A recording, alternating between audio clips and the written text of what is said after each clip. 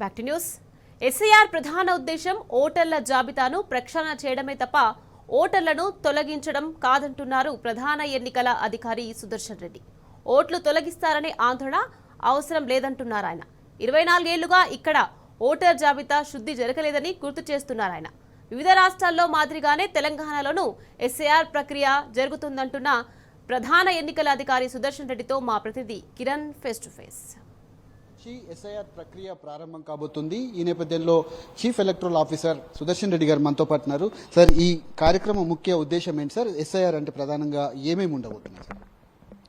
Special intensive revision అనే కార్యక్రమం మన రాష్ట్రంలో ప్రారంభం కాబోతుంది. వచ్చే నెల 25 వరకు ఎన్యూమరేషన్ ఫేజ్ అంటారు. రెండోది తర్వాత నోటీస్ పీరియడ్ అవన్నీ ఫాలో అవుతాయి. ఈ ఎన్యూమరేషన్ స్పెషల్ ఇంటెన్సివ్ రివిజన్ అనే దాన్ని ప్రక్రియ 24 సంవత్సరాల తర్వాత మన స్టేట్లో జరుగుతుంది. ఇంతకుముందు 2002లో జరిగింది. ఇది స్పెషల్ ఇంటెన్సివ్ రివిజన్ యొక్క ముఖ్య ఉద్దేశం ఏంటంటే ఎలక్టరల్ రోల్ అనేది మనకి ఏదైతే ఉందో దాన్ని పూర్తిగా క్లెన్స్ చేయడం లేకపోతే శుద్ధి చేయడం అనేది దీని యొక్క ముఖ్య ఉద్దేశం. అంటే ఓవర్ ద ఇయర్స్ కొన్ని సంవత్సరాలుగా అందులో చనిపోయిన వారు, తర్వాత షిఫ్టెడ్, తర్వాత యాబ్సెంటీ, వీళ్ళందరినీ తీయకపోవడం వల్ల ఎన్యూమరేషన్ ఫామ్లో కొంత తప్పులు అవన్నీ ఉండడం అనేది గుర్తించారు ఈసీఐ వాళ్ళు. దీన్ని మొత్తం శుద్ధి చేయడం కోసమే ఈ కార్యక్రమం చేపట్టడం జరుగుతుంది, ఎస్ఐఆర్ అనే ప్రక్రియ. సార్, అంటే ఇటీవల ఎన్నికలు జరిగినటువంటి రాష్ట్రాల్లో చాలా మంది ఓట్లు కూడా పోయాయి.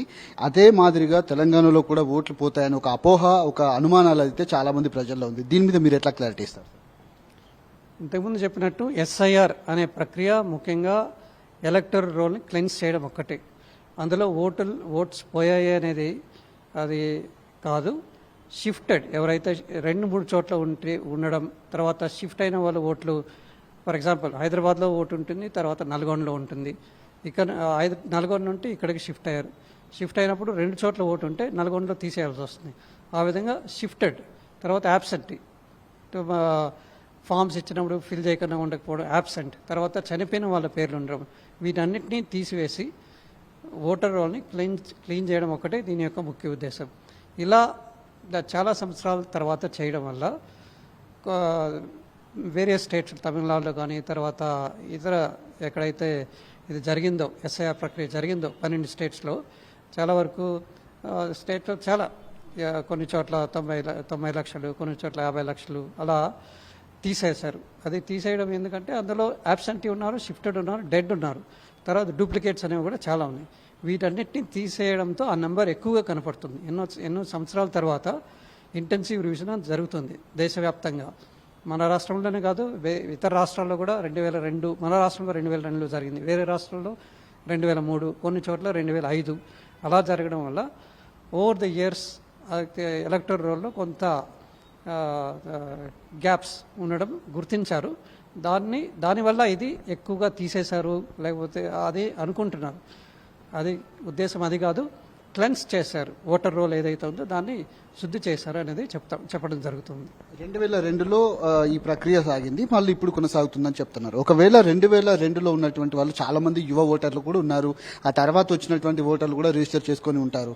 వాళ్ళకి ఎట్లాంటి భరోసాని ఇస్తారు సార్? వాళ్ళు ఎట్లా ఎన్యూమరేషన్ చేసుకోవాల్సి ఉంటుంది? ఇప్పుడు 2002లో ఉన్న ఓటర్స్ మన ఎన్యూమరేషన్ ఫామ్ తీసుకుంటే దాంట్లో 2-3 భాగాలు ఉంటాయి. మొదట ఫిల్ ఇన్ఫర్మేషన్, ఏదైతే మీ ప్రస్తుతం ఉన్న ఎలక్టరల్ రోల్ డీటెయిల్స్ ఏ ఉన్నాయో, మీ పేరు, ఎలక్టరల్ రోల్ నెంబర్, తర్వాత మీ అడ్రస్, ఇప్పుడున్న అడ్రస్, ఆ డీటెయిల్స్ అన్నీ ఉంటాయి. మీ ఫోటో, తర్వాత ఇప్పుడు కొత్త ఫోటో అతికించడానికి ఈ డీటెయిల్స్ అన్నీ ఉంటాయి.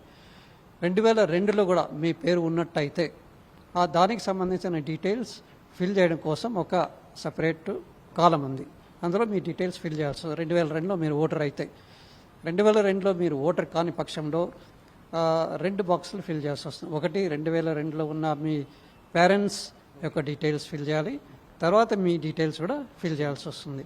దీనికోసం ఇది 2002ని అనుసంధానం చేశారనేది దీని యొక్క ఉద్దేశం. మొత్తం ఎంతమంది సిబ్బంది ఈ ప్రక్రియలో పాల్గొనబోతున్నారు సార్? అటు బిఎల్ఓలు కావచ్చు, లేదంటే బిఏలకు సంబంధించినటువంటి రిజిస్టర్స్ ఎన్ని జరిగాయి, వాళ్ళకి ఎట్లాంటి ట్రైనింగ్ ఇచ్చారు సార్? ఇప్పుడు మన రాష్ట్రంలో తీసుకుంటే 36,000 మంది బిఎల్ఓస్ ఉంటారు. అంతమంది పోలింగ్ స్టేషన్స్ ఉన్నాయి కాబట్టి ప్రతి ఒక్క పోలింగ్ స్టేషన్కి ఒక బిఎల్ఓ 36,000 మంది బిఎల్ఓస్ బూత్ లెవెల్ ఆఫీసర్స్ ఉన్నారు. వీళ్ళకందరికీ గ్రాస్ రూట్ లెవెల్లో ఏ విధంగా వాళ్ళు పనిచేయాలి, ఏ విధంగా ఎన్యూమరేషన్ ఫామ్ని నింపడానికి సహాయపడాలి, అన్ని డీటెయిల్స్ వాళ్ళకి పూర్తిగా ట్రైనింగ్ ఇవ్వడం జరిగింది.